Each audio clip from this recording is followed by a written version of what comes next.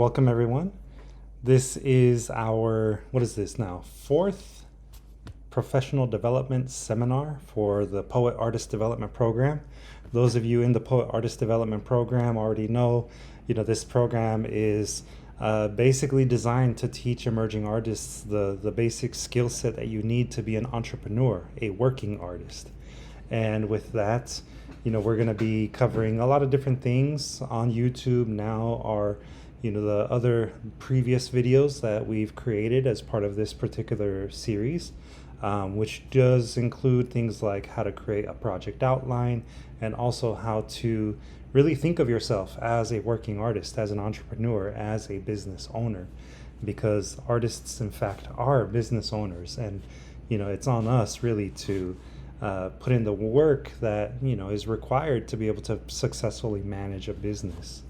But for those people that are joining us for the very first time, who are watching this video on YouTube later, I want to first say welcome, and to give you a little bit of background on what DSTL Arts is, or Distilled Arts as I call it. So Distilled Arts is a nonprofit arts mentorship organization that inspires, teaches, and hires emerging artists from underserved communities. And the way that we do that is we offer various programs which are really designed to give people a better skill set, or to develop whatever skill sets you already have in a way that supports a career in the arts. The programs do include this one in particular, the Poet Artist Development Program, which is for individuals 18 and older who are looking to turn this into a professional opportunity for themselves. The arts, are a career, and especially here in Los Angeles County, 1 out of every 6 jobs is actually part of the arts world. So, our particular community is very much suited for artists. But we also offer other programs which include our Conchas y Café bilingual community writing workshops. Currently, those happen every Tuesday evening, Pacific Standard Time at 6:30 p.m. And they run for 12 weeks, with the culmination being the publication of a zine by the same name, the Conchas y Café zine. And we also accept submissions on a regular basis to our Art Block zine, which is a zine that features exclusively LA County residents who are emerging artists. And we also have Artistic Zine, which is now an annual publication that highlights the work of artists. That's artist with a U, which is, our way of saying individuals with autism who are practicing artists. The beginning of our workshop today, though, to talk about budgeting and fundraising and ways in which we can successfully manage a career in the arts, begins with this quote. The quote comes from Simon Sinek, and this is specifically from his book, Start With Why: How Great Leaders Inspire Everyone to Take Action. Simon Sinek was born October 9th in 1973 and is a British-American author and inspirational speaker. You can find videos of Simon Sinek speaking on, doing TED Talks, and other types of inspirational type of, or motivational type of lectures. But Simon Sinek is quoted as saying, "People don't buy what you do, they buy why you do it. And what you do simply proves what you believe." So what do y'all think about that? What do you think about this quote from Simon Sinek? Thoughts? Initial reactions? Do you think that this is specifically towards artists? It could be. I mean, really, this is probably originally meant for entrepreneurs in general. Okay. But as an artist, this should also apply. At least I think it would.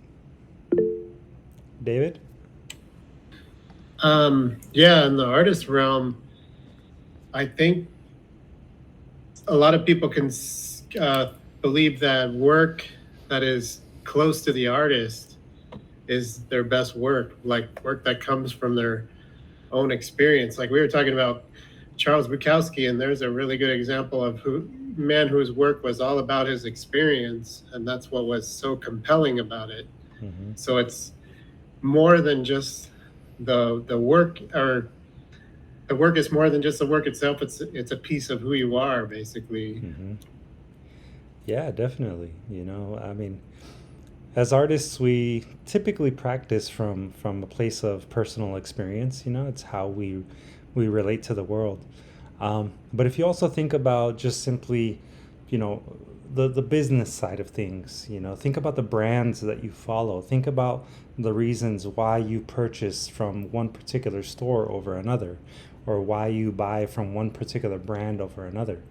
You know, part of that has to do with the why they do whatever it is that they do. You know, people that shop at Whole Foods, for example, you know, maybe they're drawn to Whole Foods because Whole Foods has created the image of being a more wholesome place, a place with better quality foods, a place with more natural foods. You know, we might go to, say, I don't know, McDonald's as an example, because of, you know, the way that McDonald's has portrayed itself as being, you know, satisfying, delicious, and also inexpensive. You know, the marketing part of that is the why, you know, why they do what they do, and we as consumers kind of buy into that. The same might go for one of your audience members as an artist. You know, if you're thinking about, you know, why you might have a follower, why you might have a fan, you're going to have that fan not because, you know, you write poetry. You're going to have that fan because you write poetry that is inspirational to them, you know, and that inspiration comes from, again, you know, maybe your personal experiences or your, you know, particular way of viewing the world. You know, those are the things that I think, you know, maybe resonate within what this quote is trying to say. Anyone else have any other thoughts, though? I mean, that's just me, kind of my view, but your view is obviously equally as welcome. David? Oh yeah, I like the word brand when you really think about it. I think about people, really successful writers, and are really a brand, like Stephen King. You say Stephen King and you know exactly what kind of book you're gonna get, or James Patterson, another one that's, Yeah. you know, kind of like a brand. Mm-hmm. They've just created their persona around their writing. Yeah. Yeah, I mean, the same goes for like J.K. Rowling's and, you know, the Harry Potter series, or you think of classic writers like Edgar Allan Poe. You know, there's a very particular image that we get from Edgar Allan Poe, you know, just saying his name. And the same would go if you go to different countries, right? Now, the second half of that quote I think is also important, though, especially for us thinking of ourselves as entrepreneurs. That second half, what you do simply proves what you believe, right? Now, what you do, you know, can look at, you know, a particular way, but depending on, you know, how you want to approach that part. But when we're talking about businesses, right, and we're talking about being entrepreneurs, you know, I think that that's where today's particular lesson really does kind of hit home. The reason why we create a budget is, you know, not just like what the short answer says here. You know, a budget is a roadmap, but like I wrote in the long answer to the reason why we create a budget is a budget, you know, provides structure, guidance, and tells the story of what you value. Now, that's really, really important because, one, you need the structure. You need to know what you can and can't accomplish within the constraints of, unfortunately, money, right? Most of us are not independently wealthy. Most of us are not able to just do whatever we want. You know, we have to work for a living, and there's things that we can and can't do because of that, right? Now, we also need that guidance, you know, to be able to make particular types of decisions on, you know, what the next step might be in your development as an artist. You know, you need perhaps guidance from the financial side to say, okay, I can invest, you know, $1,000 on an iPad versus, $1,000 on, a camera setup if I'm going to be creating a vlog or a podcast like the Distilled Arts cast, which is one of the programs that I forgot to mention earlier. But those are really important things or aspects of a budget. But lastly, and this is probably the one that you may not always think about when you think of a budget, but it does tell a story, and it tells a story of what is most important to you within your business or within your organization or within your individual project. And like I wrote here, it can become complicated, if you are being super, super thorough, or if you're, stacking spreadsheet upon spreadsheet to make financial decisions. But when it really comes down to it, there are three really important and key areas that every budget will ultimately have. The first one is your operational costs, right? Some people call them administrative costs. Some people call them general operating costs. Those are the sometimes, flexible things or variable things. Sometimes they're fixed things. But that includes things like payroll, how much money you make, how much money you pay to contractors, that kind of thing. It could be rent or your utilities. Utilities might be variable from month to month, but your rent typically isn't. That's a fixed cost. But there's other administrative things like taxes and insurance and, postal service. Like all of those things are what would be considered your general operating costs.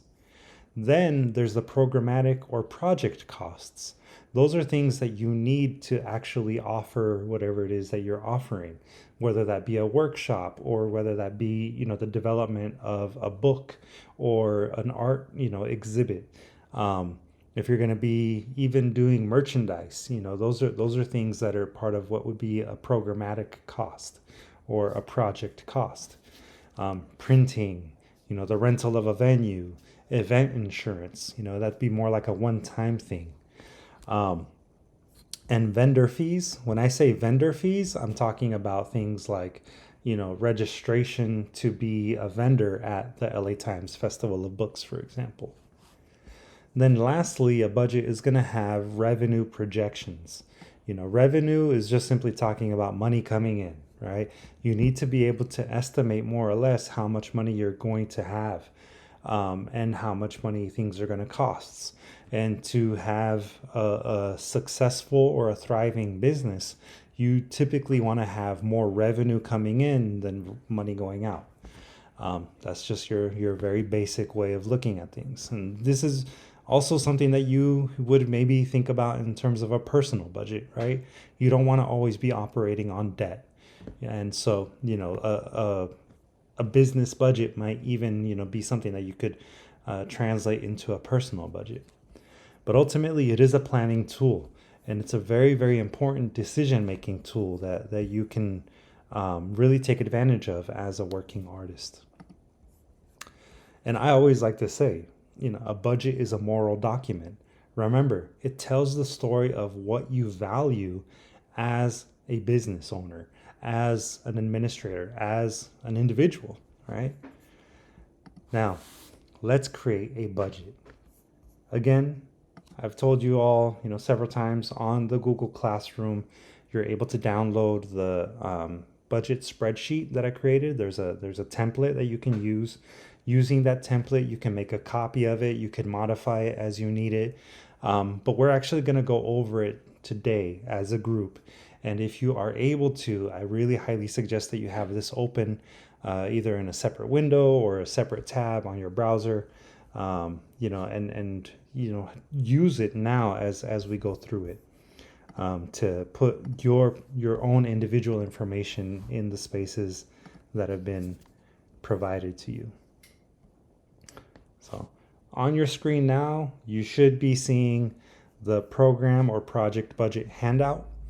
There's a space here for you to update it, right? So you can write updated in this particular cell. We'll put today 2022, so February 23rd, 2022.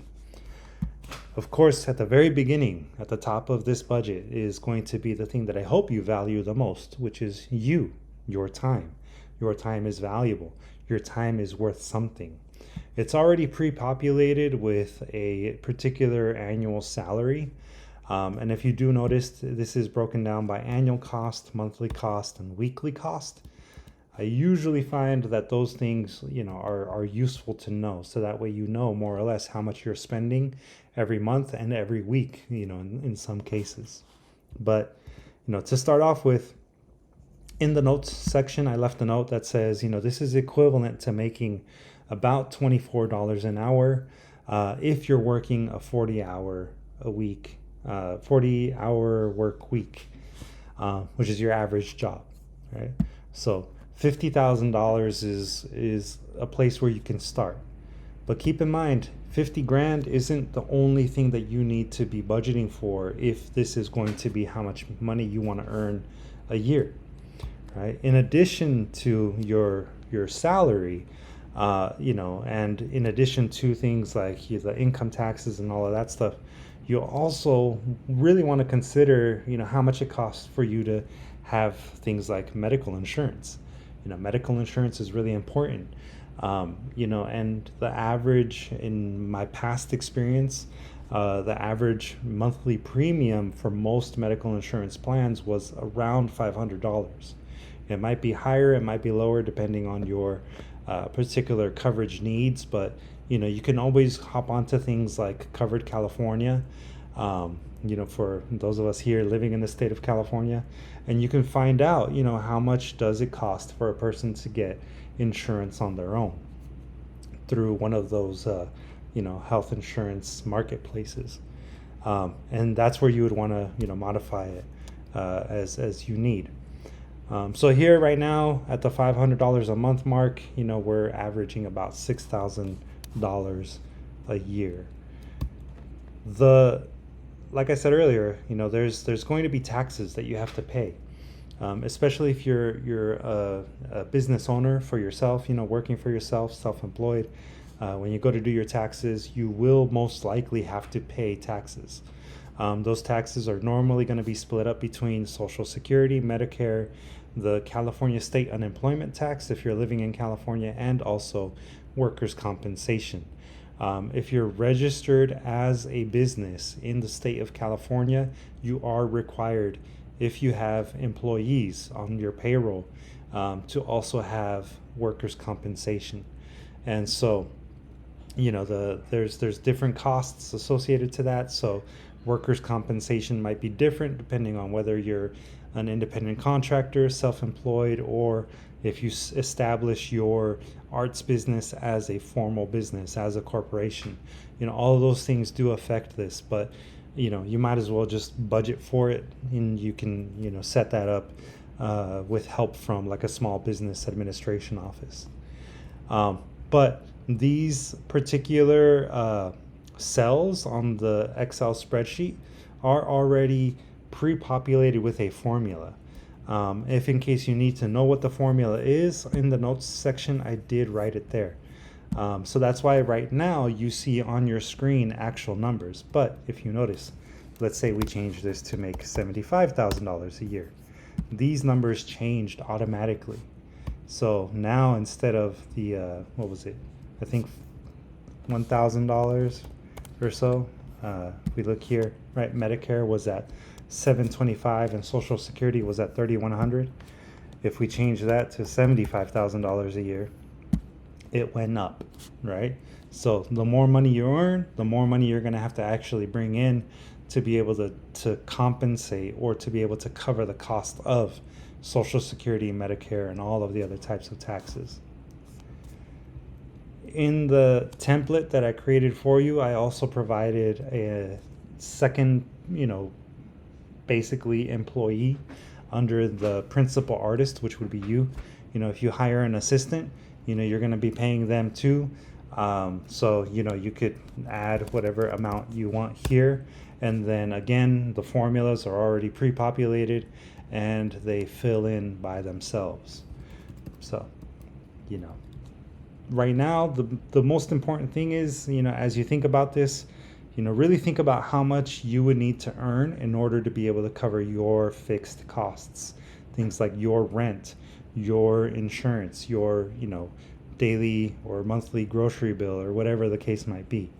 All of those things are things that you want to make sure that you begin to factor in once you start budgeting.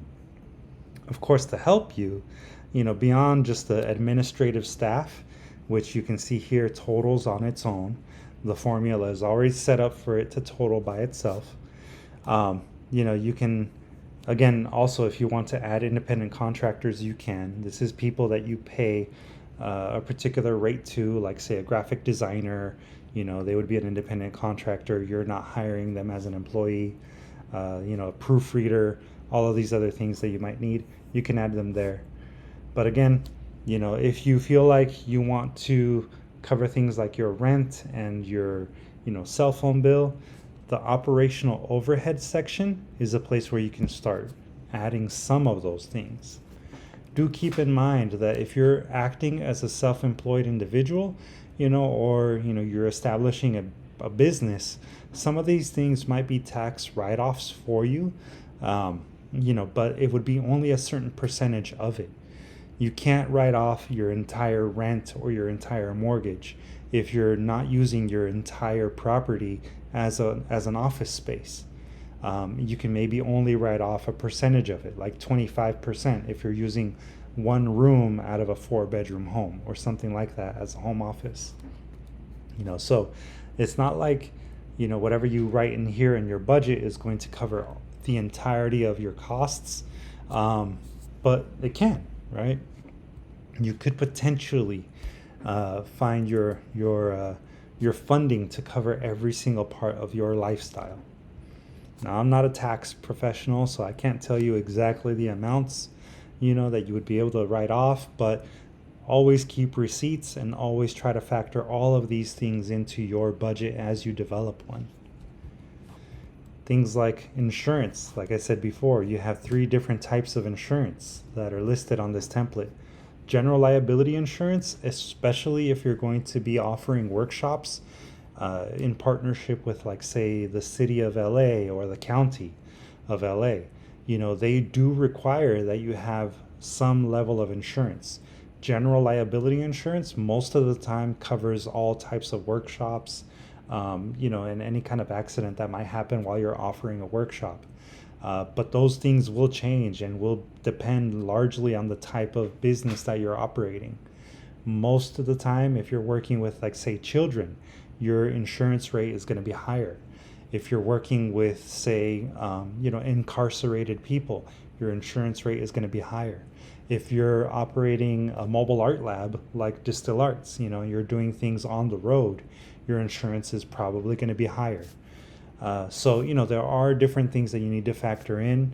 I recommend you do research before you plug this particular number in, but on average, based on my experience, you're looking at maybe about $2,000 a year for most general liability insurance coverages that are the basic minimum coverages that you need. Again, that might be different for you, so do your research, but if you start to plug some numbers in, at least it gives you some amount that you can sort of budget for. The same goes for volunteers. Those are usually things that you're going to need in addition to your general liability insurance, and especially if you're going to be working with children, or other sort of what's called a vulnerable population, like seniors, or even incarcerated people. If you don't anticipate doing that, you can just leave it as 0. Special events, certain kinds of events might need, different types of insurance coverages. So again, you would add that in there. Same thing goes with permits and licenses. If you're going to be closing down a street or closing down an alleyway, you're probably going to need to cover things like an event permit. So you would want to add that in. Again, like I was saying before, rent, things like an office or studio space, you would probably want to include things like renter's insurance in there. Those are things that you can also add into this particular budget template. And, depending on where you are, if you're renting it outside or if it's maybe a home office that you're using, you still want to include part of that into your budget. Custodial services, here are the utilities. Now, when it comes to utilities, you're talking about, things like the electricity most of the time, or water if you have to have, water service that you're paying for, trash service. All of those things would fall under utilities. And these are the kinds of things that you would want to have if you're, operating like, say, a home office. You can include a portion of your utilities there. And then the same goes with the phone and internet service. Those are sometimes things that you can get separate, like say a mobile hotspot or your cell phone. If you're using that for business purposes, you should be adding that into your budget. Then there's general office supplies too, things like your staplers, your tape, cork boards. There's general things that you might be able to include as part of your general operating costs. These would be different from office supplies that you would use for a workshop or for a program. You can, especially in grants, you can cover some of these general operating costs, but most of the time grants don't offer you the flexibility to cover things like your rent and that kind of thing. A lot of times grants will only cover a project, so like a workshop or whatever you need to start a book, or an art exhibition or something like that. I personally think it's a good idea to also include things like savings. If you want to create a little fund to replace things like laptops or your smartphone, those things, they have a slightly longer life than maybe, I don't know, like a printer, or maybe the printer might last longer than a phone. It sort of depends there, but it's always good to have a savings fund set aside to replace technologies that either break or just become outdated. Especially if you're buying sort of like, secondhand or used things, or maybe the cheapest of a particular brand of something, or the cheapest laptop. A lot of times there's a certain amount of time that you have with it before you are forced to upgrade. So you might as well have a small savings account there, to cover replacements of those kinds of things. It's also a good idea to have things like professional development, sort of budgeted in. If you're going to go to a workshop or you're going to go to a seminar that you have to pay for, try to save a little bit of money for that. Or, another option is to actually budget for that and then look for grants that are specifically for professional development for artists. There are grants that exist out there, that will cover the cost of a seminar that you might want to go to, or a conference that you might want to go to. So include that in your budget, and along with that, include the travel expenses. If you know that this particular conference is going to be somewhere in the northern area of California, for example, you're going to have to figure out a way to get there. So if it's a train ticket, a bus ticket, airplane ticket, those are costs that you'll probably want to get funding for. And grants are sometimes able to cover those things. So do consider, ways in which you can budget for it and then recover that cost through a grant, or even through, like, say, donations. Again, things like postal service, if you have a mailbox, a post office box, those are things that you want to budget for. If you are going to go the publishing route, and if you are going to be licensing the work of other people, like, maybe a photograph that someone else took that you want to use as part of your particular project, licensing fees are things that you want to account for. And also copyright registration fees. If you're going to actually put work out there into the world, you might as well take the time and effort to invest in registering it. And you need to know what those fees are.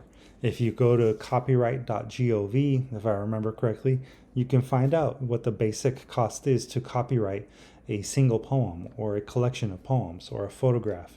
All of those things are things that are worth adding into a budget.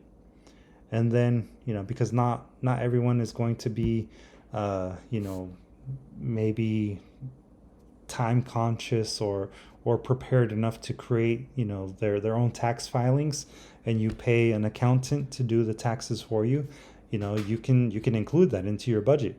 Accounting and payroll service fees are things that are business expenses, and they are things that, as a business owner, you would actually be able to deduct as part of the operating of your business, making your tax liability a little bit less, so you don't have to pay as much taxes. So account for that, budget for it into your budget.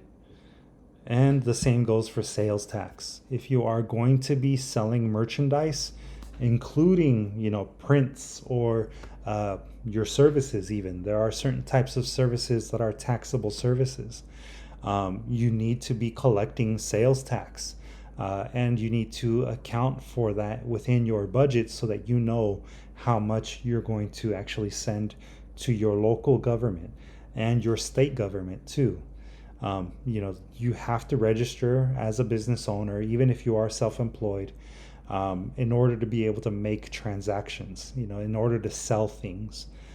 So sales tax is something that you really should include also in a budget as an expense that you need to be prepared to pay at the end of every year, or every quarter, every 3 months. Then there's things like marketing costs. Having a website is really, really important. Websites can be free, but if you want to have better functionality of a website, something that's a little bit more sophisticated than a simple blog, you are going to have to pay for that, and it's going to be a recurring cost. Every year, you will have to pay for your, website's name. You'll have to pay for the hosting of it. All of these things, they do come at a cost. Depending on which service you have, it could range anywhere from $100 a year up to $500 a year. And that includes things also like the other marketing, components, business cards, flyers, any kind of social media promotion. If you're going to be running a Google ad or a Facebook ad or an Instagram ad, those things, you want to begin actually accounting for them. Under marketing costs, that's also where you can include things like the trade shows that you might go to, a zine fest that you might register for, or the LA Times Festival of Books, like I said. That's a trade show. That's something that is specific to you as an artist, and a place where you are going to go and either sell your work or at least promote your work so that you get more followers, more audience, where you're building your brand. Lastly, there's supplies, event supplies.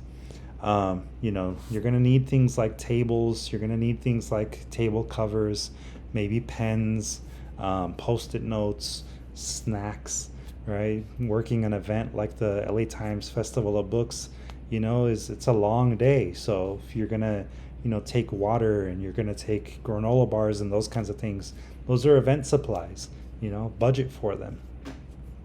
As it is now, I can tell you that for the Distilled Arts website, I pay a year that amount, $499 a year.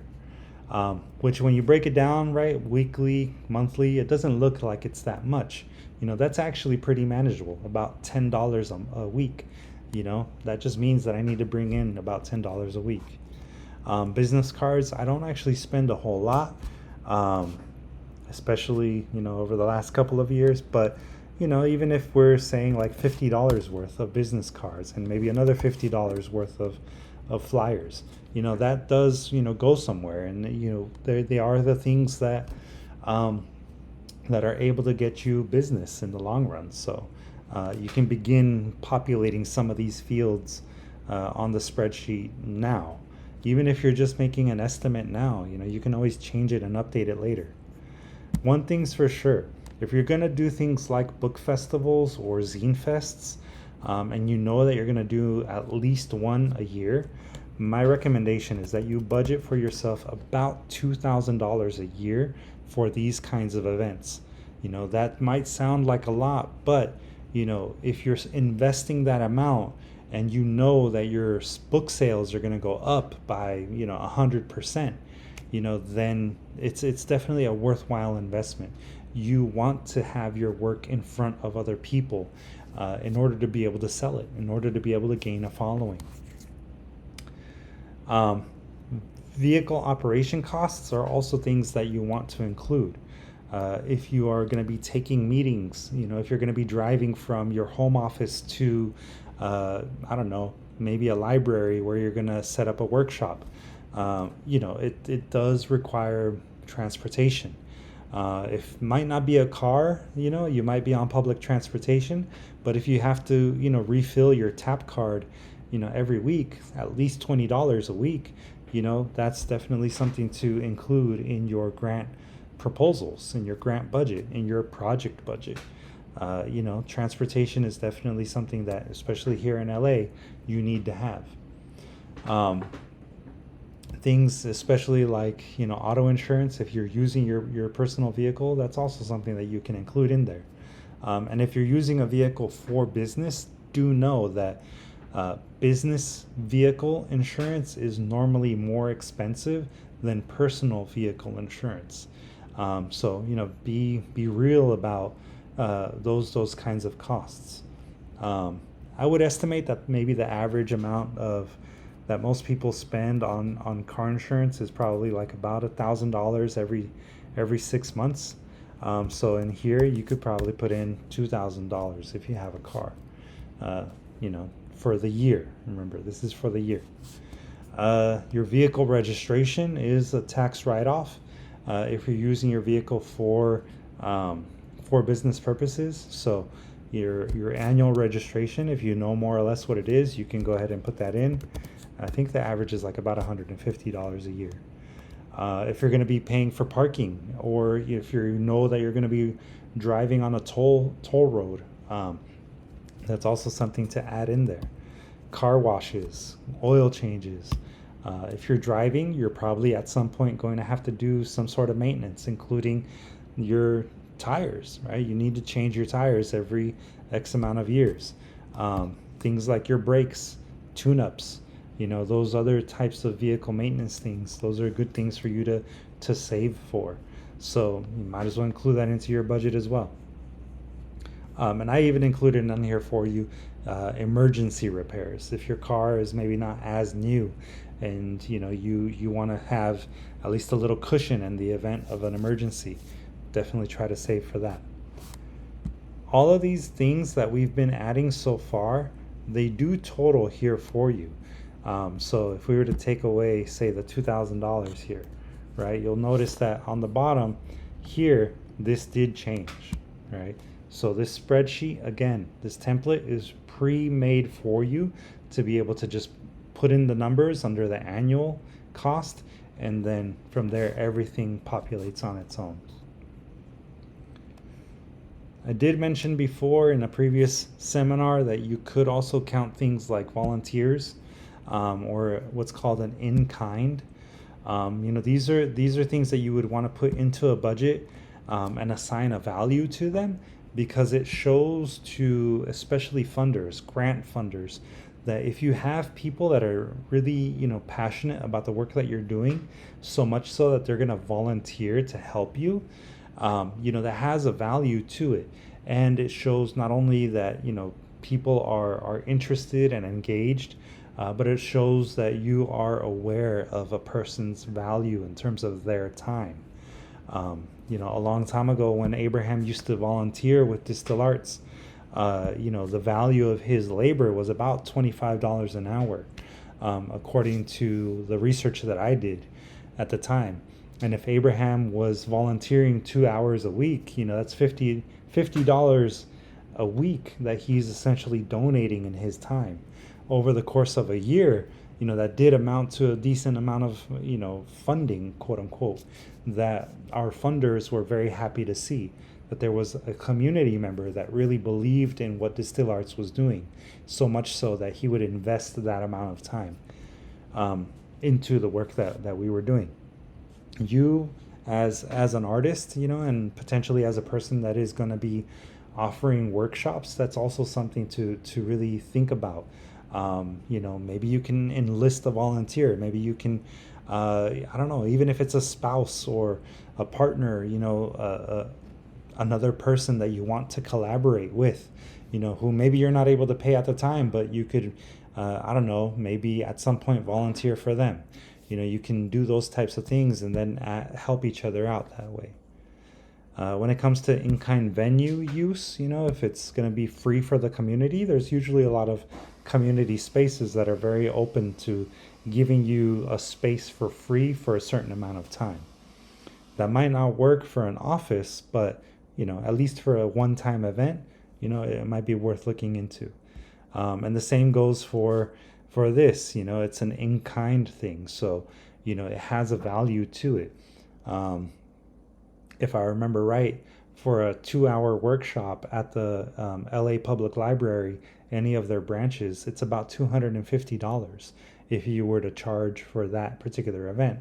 But if it's for free for the community, they won't charge you, which means that it's essentially $250 worth of a donation to your particular project. So, again, something to add to a budget to show to a funder that there is community investment in the thing that you're doing. Now, like I said before, you have your operational costs, right? Your administrative costs. Then you have your program or your project costs. Here is where you're able to then, on this particular budget template, add things like your supplies. If you're going to do a workshop or if you're going to do an art exhibition, the cost of buying frames or the cost of, buying canvas and paint and other types of media that you're going to be using to create your artwork, that's what you would want to put here. Also printing. If you're going to be printing things like pamphlets or artist catalog or maybe a poetry book, that's something that you can add here as well. And also if you're going to be renting a venue as part of your particular project. You see here already on this particular template that there are numbers that are pre-populated. That's because when I created this, I linked these two cells to these cells right here, the itemization. But right here, this empty one, for the venue rental, if you're going to rent a space and say it's $500, you can go ahead and put in the $500 there. And again, here you'll see that it automatically adds up that total. And here for the project total, this is going to show you how much everything costs, from the payroll to all of the operational costs to the programming costs. To be a little bit more accurate about your project supplies and your printing costs, that's why I created a separate section that you can change as you need it. This itemization right here is a place where you can add things like your ink print, your printer ink, right? If you have an inkjet printer that you're going to use, and say 3 times a year you have to buy ink for it, which that's a pretty good long time if you're not printing a ton. But if you know more or less how much it costs to buy all of the inks, like I added here, this is including sales tax, obviously. That's why it's not a round number. And here under the times needed, or the number of times or items needed annually, these are the cells that you can change. If say we have to do it 5 times a year and I'm spending about $93.81 every time to buy all of the ink that I need for my printer, over here it's automatically going to adjust the amount, the final cost amount for that particular item.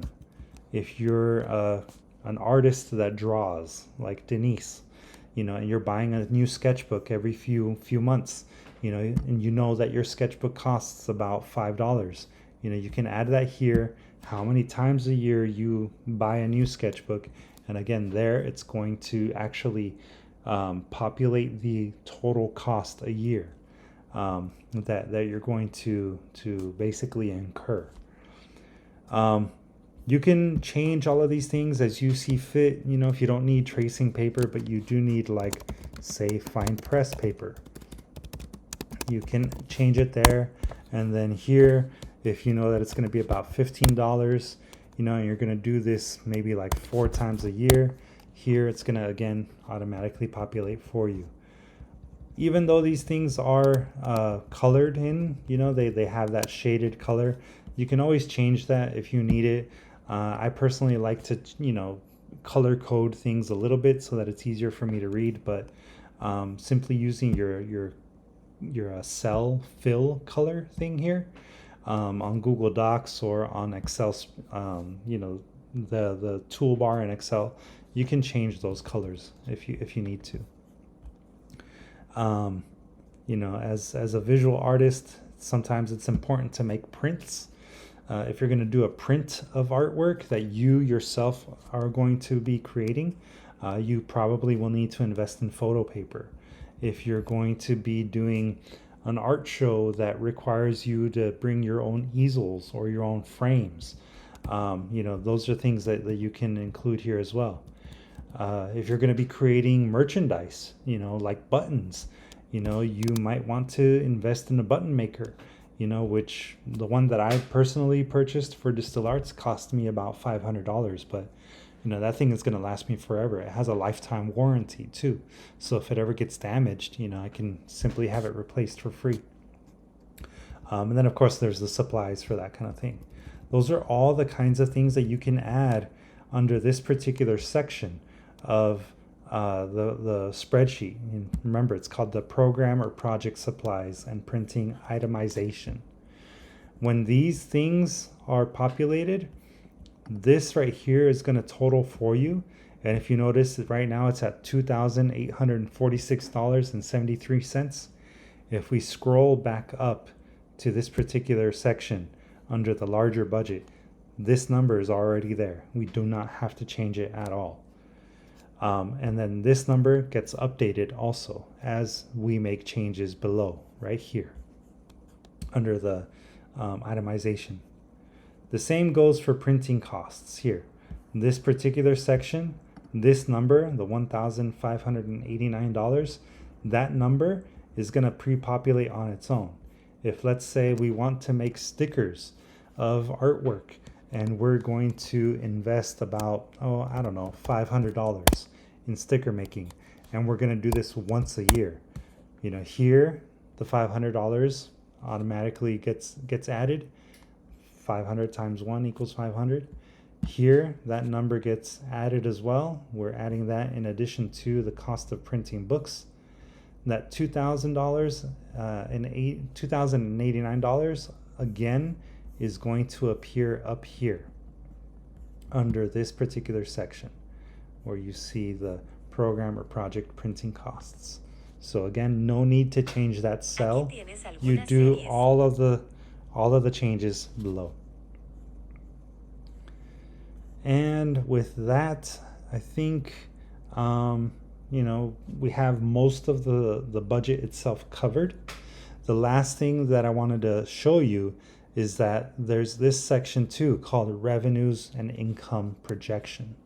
Remember, there's 3 key areas that almost all budgets have. That includes the operational costs, the programming costs or the project costs, and the revenues. Right? We need to know where you're getting your money from. Your teaching artist rate, or say, you know, your commission rate, these are things that you can include here. If you say are, I don't know, as a copy editor, you know, because you're a writer and you feel very confident in being able to edit people's work, if you charge, I don't know, maybe like a nickel a word, here is where you can add that in. That one in particular might be a little bit harder to do, but let's say for a project, for an average project, it's like $100 that you charge, right? Here under the number of services projected or the revenues projected, if you're going to be copy editing $100 a project and you do that, say, 100 times in a year, there it's going to automatically do 100 times 100, which is $10,000, right? If you're going to be selling your books and you know that your individual book is going to sell at $25 a book, and you want to make, I don't know, about 200 copies of your book. In order for you to be able to sell those 200, in order for you to understand how much money you're going to be making by selling your books at $25 each, you can use this right here to make that projection at $5,000. And then later, when you see, your printing cost is maybe higher than that, then you can adjust how much you actually sell your book for. Just for your reference, though, if we're talking about only books and you're selling your books at $25 each, and you know that you're going to make a print run of 200, you can see here, right? It's $5,000 that you're making. And if you go up here to see how much you spent on your printing, including the ISBN numbers, and all of the different types of books that you're going to be doing, plus additional types of printing like stickers or patches, all of that. We so far on this spreadsheet have allocated about $2,000, almost $2,100 of printing costs. And down here, you have $5,000 in revenue. That means that you're not only covering all of your printing costs, but you're also actually making a profit on that particular item. That little bit of profit might help cover other costs that are part of your larger budget. Maybe like your rent, or maybe like your insurance for the year. This is a great way for you to make certain decisions about how much you are going to charge for your services, for your products. Remember, you are not only an artist, but you are now also a business owner. And when it really comes down to it, as a business owner, in order to be successful as a business owner, you need to be generating a profit, even if it's a profit that allows for you to cover all of your general expenses. That right there is really the hustle. That's what most artists ultimately want to get to. And as you can see here, there's a lot of different ways in which we do that as artists. We need to have multiple income streams in order for us to be able to earn a living. So far, without having any kind of residencies, fellowships, or grants, we're at $63,000 a year. And remember, if we're bringing in $63,000 a year, we need to compare that to our total budget total right here, right?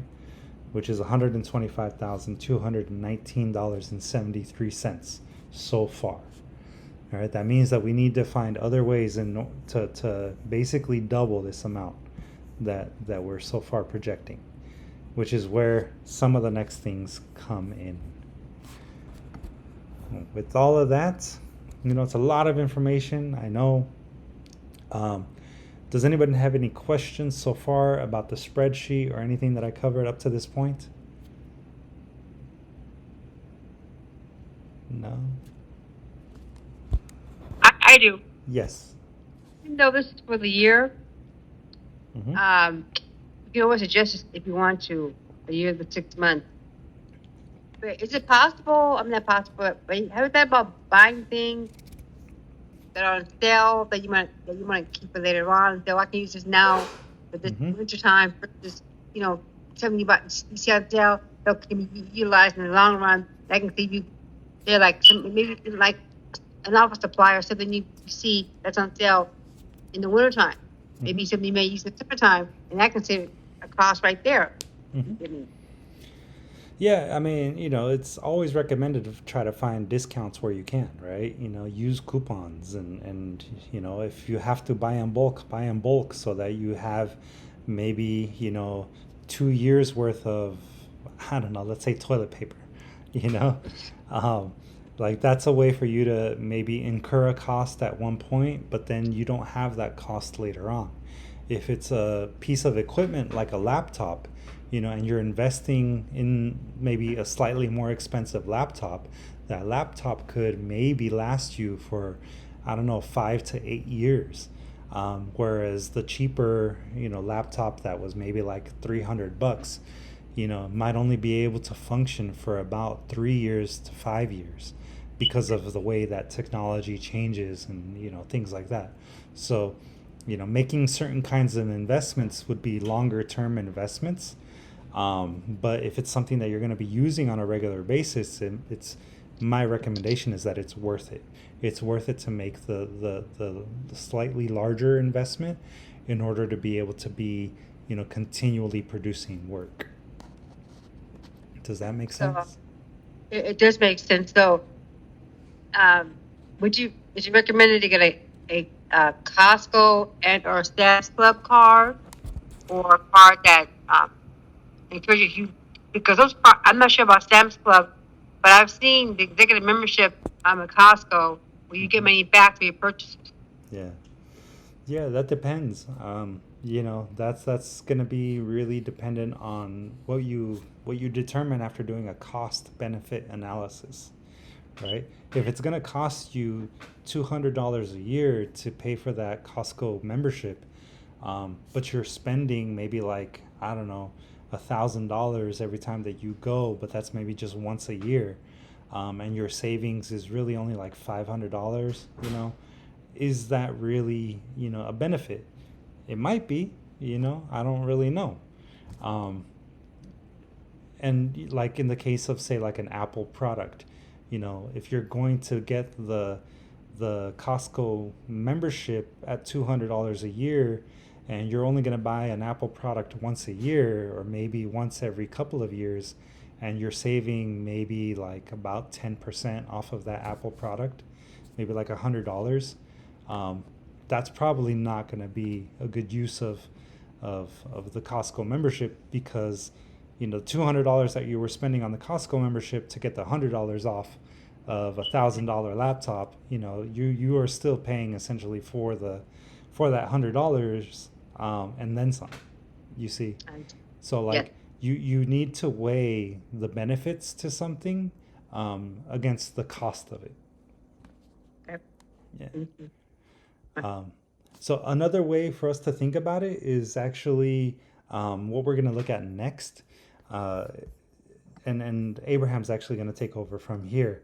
But make sure that you're thinking of these things, because they really are important, and they will again affect your budget. So, Abraham, I now pass the mic to you, my friend. So, people, how is your brain working right now? Is it about to explode?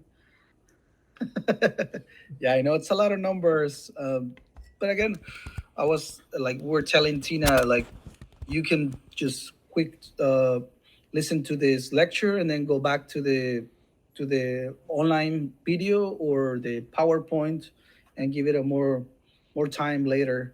And again, as long as you're practicing or doing it, it's gonna get easier. It's not that hard once you are getting the hang of it. And for example, like we're talking about prices, like this case study says, like since the explosion of digital books on Amazon and other various platforms like Kobo, eCobooks, Smashwords, first-time authors and professionals authors alike can write, publish, and promote their books for less than $1,000. But again, on the other hand, you can spend as much as 20,000 on self-publishing a book, but making costs. If you have that kind of budget, and again, it goes back like, what is your expectation versus your amount of money, how much money you have, right? So those are the things you want to consider before starting a project.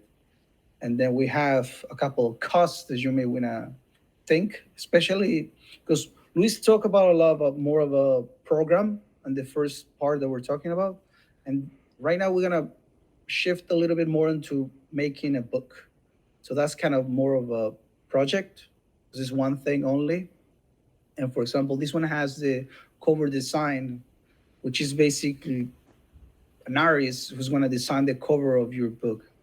and that really counts. I think that's one of the costs that I want to scheme on, because when you go to a bookstore, trust me, a lot of people, like I sometimes do, like I look for the cover, and if it interests me, then I grab the book and I'll start flipping the pages, unless I already heard about the book, right?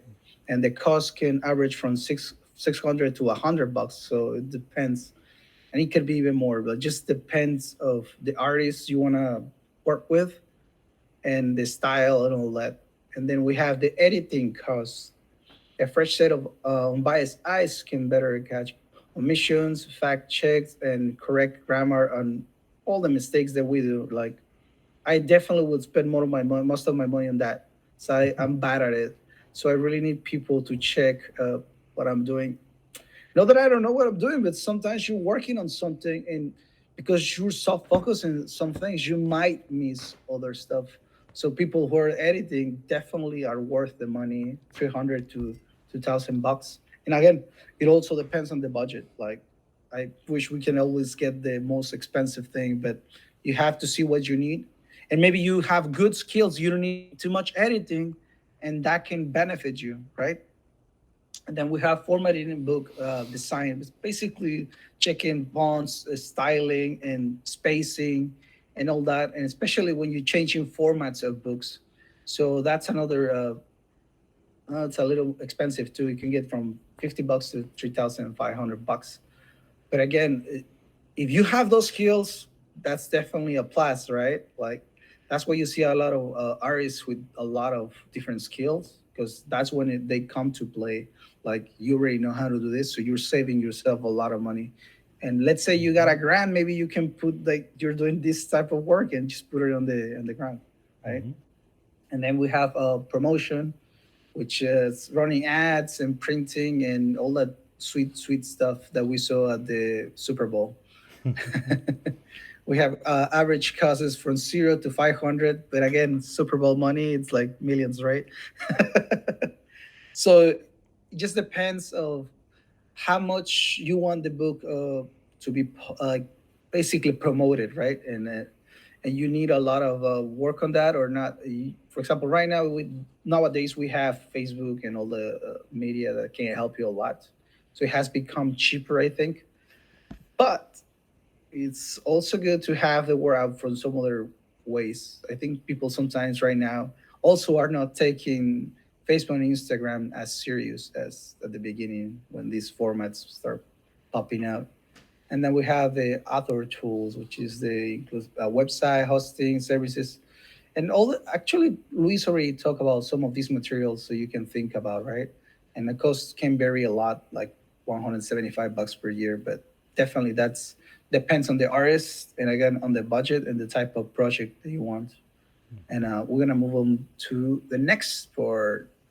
Just and don't forget print cost. Oh yes, the horrible printing cost, but it's something you have to consider. And printing options, we have two here, which is printing on demand services. Printing as many copies as you need at any given time offers bulk discounts based on number of copies, orders, shipping costs, and influence based on the order size. Type of packages on binding options are offered and limited, often providing you with tools to ship to your distributors, and also may provide sales and fulfillment across global publishing networks such as Amazon, Bars, and Novels, etc. I think that's a really good feature if you consider printing on demand. Because, for example, maybe even at a reading, you have people asking you for the book, and you might run out or something, or they might buy it later because they came prepared to buy it. You can just send them the website that's going to be provided if you buy into one of those places, that you can just go to the online and they will purchase it there, and the shipping and everything will be taken care of course, you have to pay some of those fees, but I mean, it definitely has that advantage. And then we posted also local printer. It's another way. Like, local printers may provide deeper bulk of discount. Some printers also design services, so discounts may be available as bundles, often require large print runs, little to no options for printing on demand. Yeah, paper types, and yeah, definitely the type of printing where you have more options is gonna somehow cost you a little more. But if you have a special project, like let's say, have you seen those books that pop up and they have these weird things popping up, or a type of material or paper or size that's specific? Definitely, you will gonna go to that kind of route. But the only problem with these ones that are not print on demand is that you definitely have to buy a lot of them. So you have to put it in your budget that you need to sell this money. Otherwise, it's not gonna be feasible. You're gonna end up losing money. So that's another thing you want to consider when you are buying like printed local or on bulk. Luis, you have the next one. We have a couple examples here just to give you samples of these. We have Gatekeeper Press and Blurb, and we have two different sizes here. Like the one that it has here is 5.5 and 8.5. That's this regular size. And then we have on the Blurb we have 5.0 and 8.0. And the two differences, we have the same amount of pages. Let's talk about first Gatekeeper's Press. We have 300 pages, which is like most nice books have that many pages. So I think that's a good number. But we have two different prices, and it's because one I call it the poor man's copy, and the other one I call it the fancy copy, which is hardcover, dust jacket, and color. Definitely, color is gonna bring up the price. So those two things are gonna determine the price you're gonna pay for each book. And here we have $5.31, and then the expensive copy is 21.48. So you see, it's a big difference on prices. But well, depends on the project, right? And who's your consumer as well. You have to think about it as well, and also you have to think about shipping. So that's also the difference because the hardcover and dust jacket are gonna weigh a little more, so they might be a bit more expensive. And definitely, you buy in bulk, shipping is gonna be a little more cheaper, unless you start shipping individually. And then we have Blur, and again, this is a smaller print, but the same amount of pages. But definitely, you notice the price a little bit higher. For the regular one is $8.51, and then the like expensive version is $32.55. But again, the shipping is cheaper. Not as cheaper to make the cost a little less because you see the total is 12.50, and the most expensive ones 36.54. And the advantage again is that you're gonna have Blur promote your book. You can buy it online and ask those orders, right? So that's a good advantage, and also you can buy just one, right? So that's a big advantage. So we're gonna move on, and or do you guys have any questions on the previous ones? Sorry, I don't see you, so. Yep, we're good. No Are question. you sure? I'm gonna quiz you at the end of this. Okay. Yeah, look, you're doing a good job, man. Okay. All right, let's go back. Yeah. Okay, and then what we have next? I don't know. Let me see. There we go. Okay, okay. And again, it's all about how much money you're gonna need. I think the first thing, like Luis saying, is budgeting helps you know how much can you spend. Because yes, you can go for the most expensive of those things, and yeah, do it. I want to see a nice book, right? But it's how much money are you gonna be able to bring about in order to create this book and make it worth your while to print it and sell it. So it also has to be with your audience, who's gonna pay for this book, and also how many you're gonna sell, and all those factors. And then we have a couple of places where you can start looking for money. And then we talk about these ones. So I'm just gonna name them because we already have the previous lecture where we talk about these ones like Kickstarter, Indiegogo, GoFundMe, and Patreon. And again, those are a couple of places where you can start getting some money. And then we're gonna move on to the. I think we see this already. So we have Patreon, all those places, and then sorry. move on. In other words, to start funding, and again, it's many ways that you may be able to get the amount of money that you want get to start the project. I think it's better to get the money before you start the project than anything. But first one is sell your services, and I think Luis talked a little bit about this. So maybe do workshops about writing or poetry or copyright, anything like such. So all these skills, or maybe you have other skills that you wanna sell. Do that. Help people copyright and editing and all those sweet things that are gonna help you to get that money, right? And then we have structure of project to be cost base, linking a project to a cost or community based workshop who generate donations that will fund projects such as cleaner how this project impacts the community and follows through supporting these costs you are committing to support. I think, let's say the workshops that we have done in the past, let's say the riots, the program that we did, we involved the community and we have more funding from that way. It's either through asking for grants or towards asking for donations.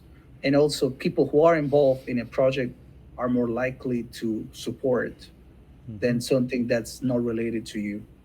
So then we have bartering. This is a tricky one. Basically means like trading skills. And let's put this example. You are a writer, and then you have a friend who's an illustrator, and you can ask that illustrator to, hey, can you illustrate my book? And I said it's tricky because you have to be fair. Sometimes one of the Mm-hmm. things I personally want to promote is people paying artists, even amongst ourselves, right? We need to pay stuff.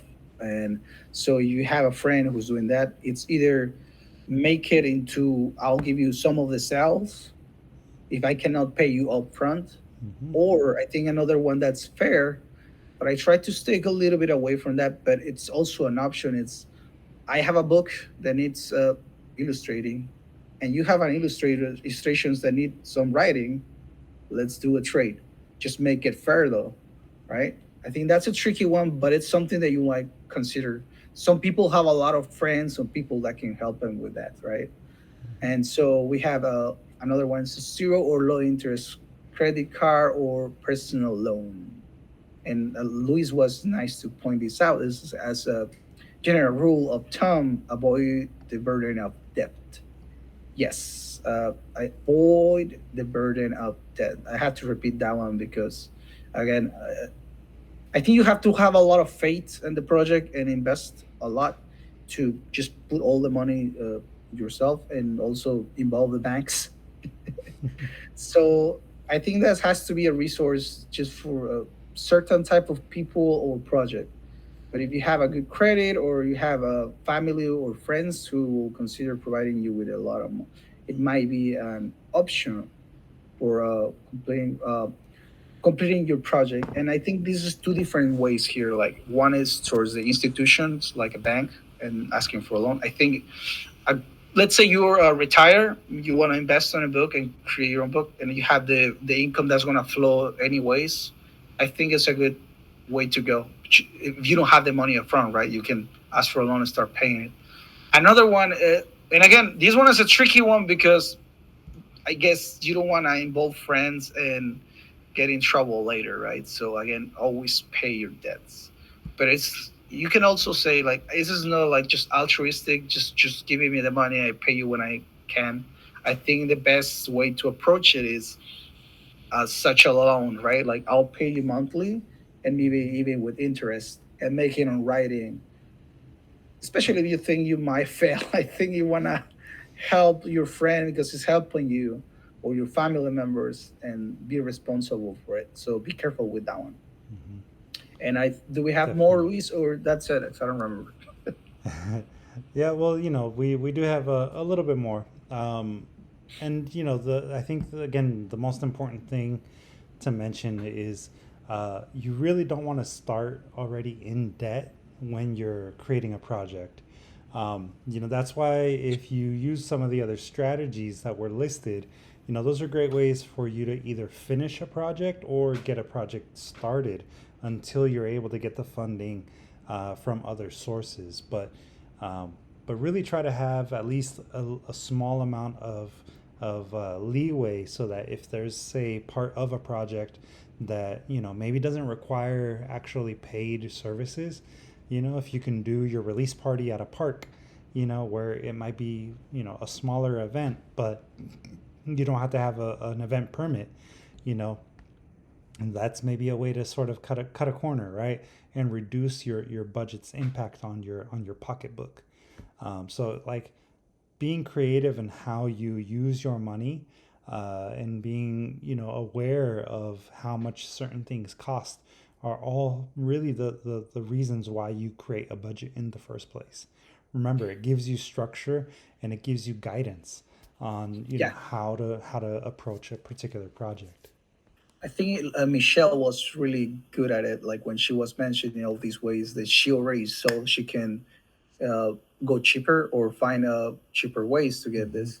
But again, I think the best way to do it, it will be like Luis saying, like get your budget, and I think a little more than the cheapest way, like at least a little bit above the middle, so you can start skimming, like saying, Hmm. okay, this item might be cheaper, or this item I don't need it, Hmm. or I need it maybe not as much, or maybe not new, Yep. like things like that. But I think start with the nice chunky budget to give you a little of room to Hmm. wiggle, and then start attacking it. And then Hmm. after you have the idea how you're gonna get the money, and I prefer people to before starting the actual project to at least get some of that money already on the table, so Hmm. you guys have that wiggle room to accommodate for how much you're gonna need.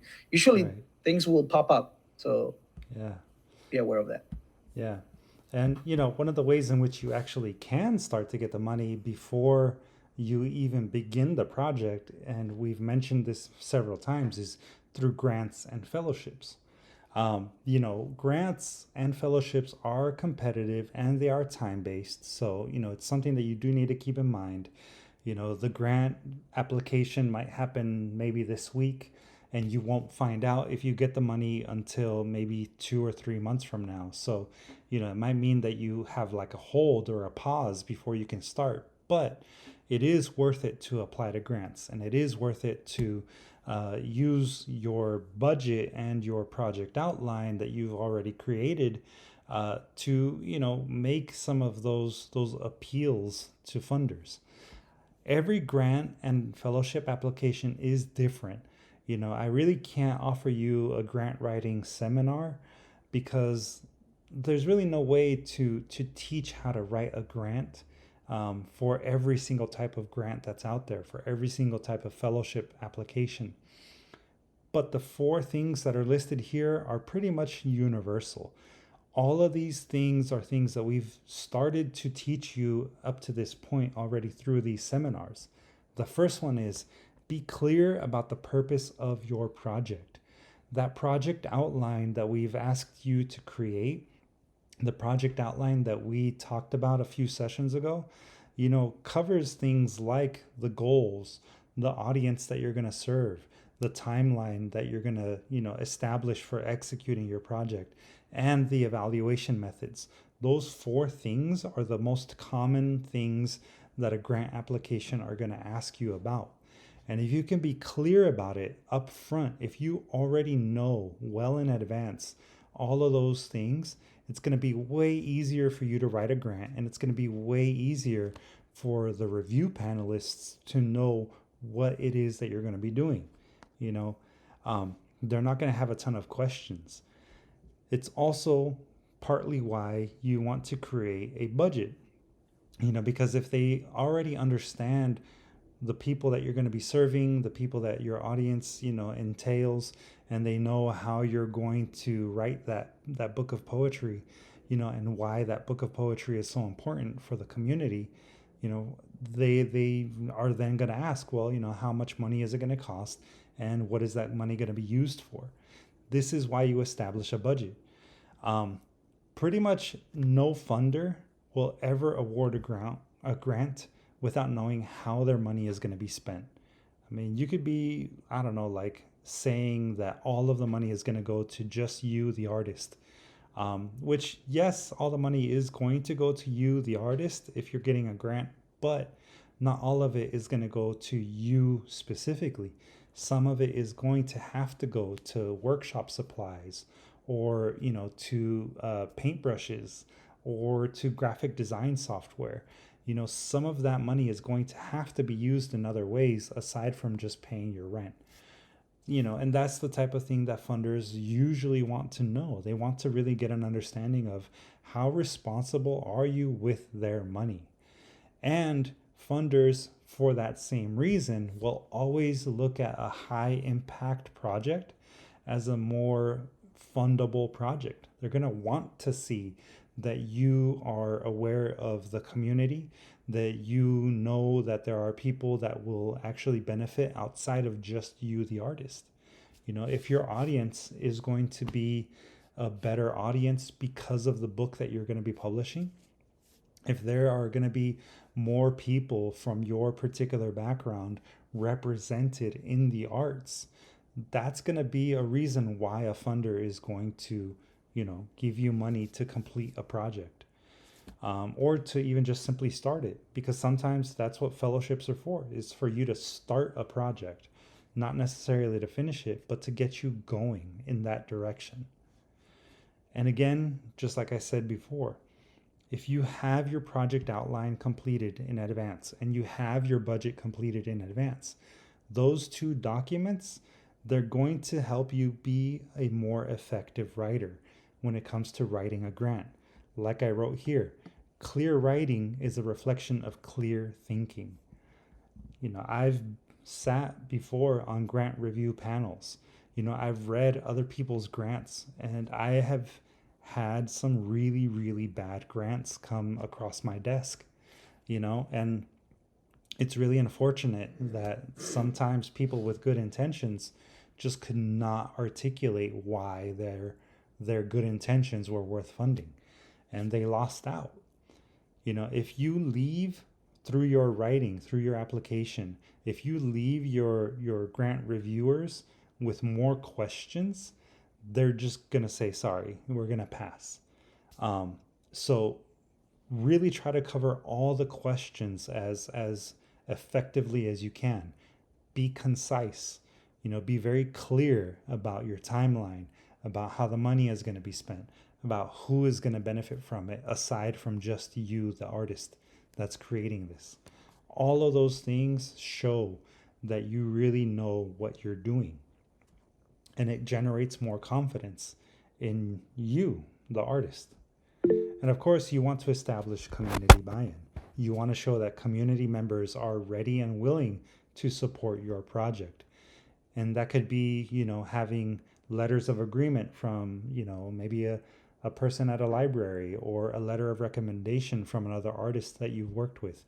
Always have those things ready to show that there are other community members that, are there to support you if in case, you need it.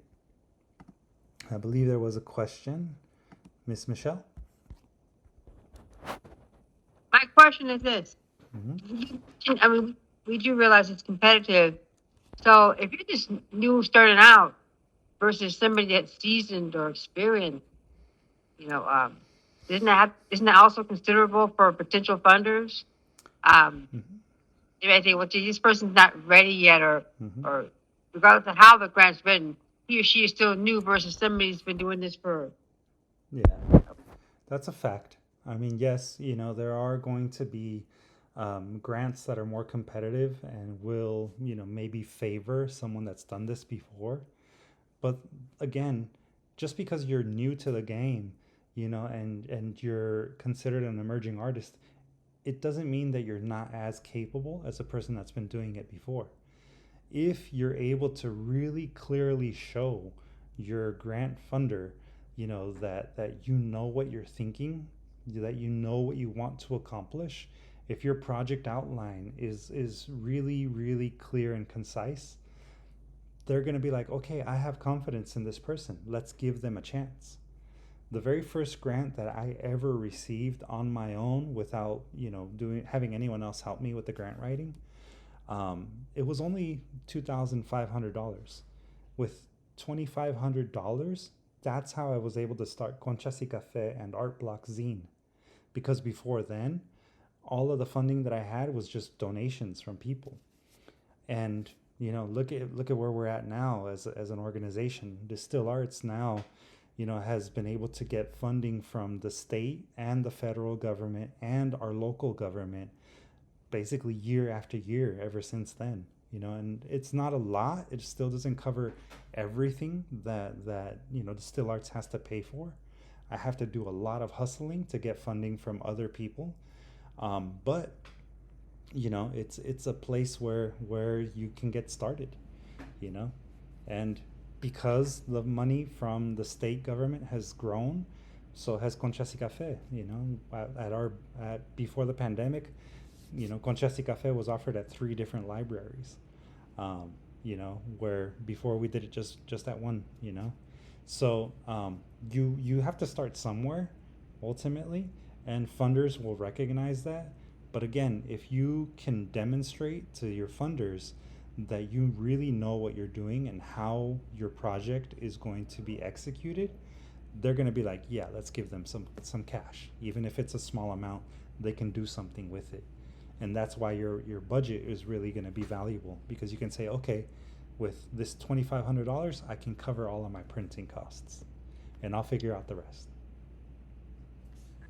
What about GoFundMe? That is an option. Yeah. All of the things that we covered before in the last seminar, we just quickly went over them, but they're there, right? You can use things like Patreon, GoFundMe, Indiegogo, Kickstarter, all of those crowdfunding websites to get people to donate to your cause ultimately. And there's other platforms that also work for that same basic purpose, but it's going to be multiple places where you're bringing in money, between teaching workshops, maybe offering your skills as an editor, taking commissions, maybe doing some design work. All of those different things are ways in which you can bring money here and there, maybe in small amounts, but every little penny counts. And that's really the way that the majority of artists make a living. Thank you. Yeah. And on that note, as part of this handout that we just provided you, there's also a list of upcoming opportunities. So here you have things like the Kerouac Project, which is a fellowship that is currently offering the ability to apply to the fellowship. As part of that, you get housing and utilities for a couple of weeks, 3 months specifically, in the house that Jack Kerouac lived in while he wrote some of his most well-known novels. And you also get $1,000 food stipend. That's the one thing about a lot of writers' fellowships, is that a lot of times they're artist residencies where you actually go live in a place for a certain amount of time, and they just cover the expenses of you living there. But it's a space where you'll be able to, get some time to dedicate to your writing and other projects. So the nice thing about this one is that you do not have to have a degree in literature. You can be self-taught, and you can apply, at pretty much, no cost. The deadline to apply is coming up. It's in April, but definitely check out the website if you get a chance and see if it's a fit for you. There's also a couple of things here, like this one with the Disney ABC television writing program. So that's for people that want to become screenwriters, and have never done it before. So here they give you a weekly salary as part of that particular program. And it's a way for you to develop some skills in an area that maybe you didn't, have skills for, or experience in before. That particular program, their deadline to apply is, or well, better said, The period for applications is in May, so it will be coming up in a couple of months. There's another one here too for screenwriters, burgeoning screenwriters, the Academy Nichols Screenwriting Competition. This is comes from the same people that do the Academy Awards, and their application deadline is May 2nd. Also, another big one and a very, very competitive one. Sorry, this thing keeps on skipping forward. Is the National Endowment for the Arts Literature Fellowship. I'm not gonna lie, this one is a really difficult one to get, but it's definitely something for you to consider applying to at some point in your career. It gives you $25,000, and it does try to encourage people from diverse backgrounds to apply. And if you have some amount of publishing credits, they will consider you. Again, it's a very competitive one, but certainly one that is worth applying to, even if you know you're not going to get it. A lot of times they will actually provide you with feedback if you request it on your grant. So you can get a better idea of what you can do to improve your grant writing by applying to these kinds of grants. And this one you can apply once each year, whether that be in prose or in poetry. The website is linked right here. The upcoming deadline is March 10th, so it's very, very soon. Let's see, I think that was a question. Abraham, you raising your hand? Yeah, that one. It's tricky because I think once a year they do poetry, and the other one Yeah. they do prose, right? Mhm. So you have to check which year they're promoting what and Yeah. adjust. And again, all of these ones have different rules, so you may want to adjust to each individual one. Right. Yeah. So you really do need to double check, when some of these are open and when their deadline is, and also what the requirements are. Again, every single grant and fellowship application is unique. There's no way that I could teach you how to write for every single one. But the things that I mentioned before, they're pretty universal. And those are the things that you should really focus on now so that you can be prepared to apply to these in the future. Some of them as soon as even this week, as you'll see. But the one that is coming up, and that, to maybe help address the question about whether or not it's good for somebody that's just starting off, the California Arts Council this last year opened up again for the very first time in like 25 years or something like that, their individual artist fellowships. And here they actually have 3 different categories: the emerging artist, the established artist, and the legacy artist. And each one has a different level of money that they offer to the people that are selected. This one is currently closed, but they are opening up their applications in the spring of this year. So, if you go to the website that's here, you can sign up for their newsletter and find out when that one opens up. A couple of people last year that previously were in the program actually got this particular grant. Caro Ska, some of you might remember her. She was in the same program that you're in now, and I helped her with reviewing her grant application, and she was one of the people that actually got the award this last year. Same thing with Janice Miller. She also was one of the people that applied. She was in Conchas y Café before. She was our first resident poet artist at Patria Coffee, and she got the Established Artist Fellow Award last year. These are pretty competitive also, but it's certainly worth it for you to consider applying, especially in the Emerging Artist Fellow category, if you meet those particular requirements for being in that classification. There's another one too here, especially for people who are parents. Sorry, this thing keeps on scrolling down automatically. But this one here, it's at the bottom of the page, called the Sustainable Arts Foundation. This one is specifically for artists who are parents. The only requirement is that you have a child that is under 18 years of age. And this one, it gives you a $5,000 grant.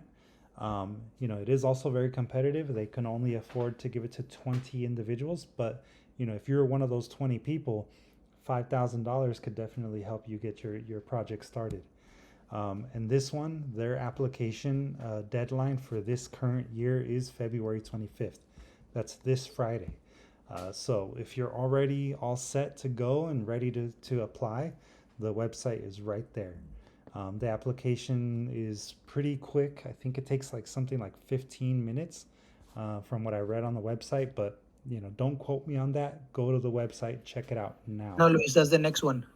The next one, yeah, the Awesome Foundation. Either way, though, definitely for those of you that are parents with young children, I highly recommend that you check that one out. And if you miss the deadline this year, there's always next year. It's an annual grant that they offer. This last one, the Awesome Foundation, it's $1,000 grant. I've applied to this one in the past. This one, the application is really super easy. It is 15 minutes for sure. And I can attest to that because I have applied to this grant before. It's a micro grant. You might think $1,000 might not be worth the time, but $1,000 can cover the cost of a laptop. So, think about that. The application deadlines do change depending on which chapter of the Awesome Foundation you're applying to. But for that, just go to the website and you'll figure out what the local chapter is, the LA chapter. Again, these are available to you now. Most of them are free. In fact, I think all of them except for the Academy Awards one is free. And they are definitely worth your time looking at. So with that said, the only other thing that you really have now is your kind of final closing assignment is to create a budget. I've given you the tools. We've gone over how to use that particular tool. And really now it's on you to continue developing your budget. Abraham and I are available to help you, work some of those things out if you have questions. But that's going to be a pretty personal thing. So, do the research, figure out how much you spend on your supplies, figure out how much you want to allocate for printing. Your basically your lifestyle that you want to lead, try and figure out how much that is and, incorporate that into your budget. But the most important thing is, understand that you have administrative and general operating costs. You have costs that are project related, and you also need to understand what your revenue is. Those are the three main things that all budgets essentially have. And those are the three things that will help you tell the story of what's important to you as an artist. So with that said, we'll close it off. I see that Tina has a question. Are those things that you just said, I forgot what they were.